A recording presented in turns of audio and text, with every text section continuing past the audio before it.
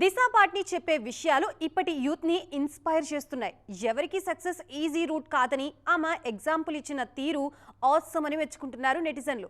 ఇంతకీ అంతలా జనాల్ని మెప్పించే విషయాలు ఆమె ఏం చెప్పినట్టు? మరేం పర్వాలేదని అంటున్నారు దిశా పాట్ని. ఏ విషయంలో పర్వాలేదని అడిగితే విషయం ఏదైనా పర్వాలేదని అంటున్నారు.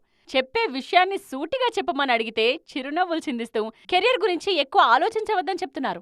పర్ఫెక్ట్ టైంలో మరింత పర్ఫెక్ట్ గా అన్నీ జరిగి తీరుతాయని నమ్మమని సలహా ఇస్తున్నారు.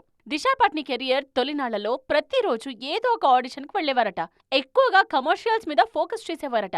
అప్పట్లో ముంబైకి జస్ట్ 500 రూపాయలతో వచ్చిన విషయాన్ని గుర్తు చేసుకుంటున్నారు ఈ బ్యూటీ.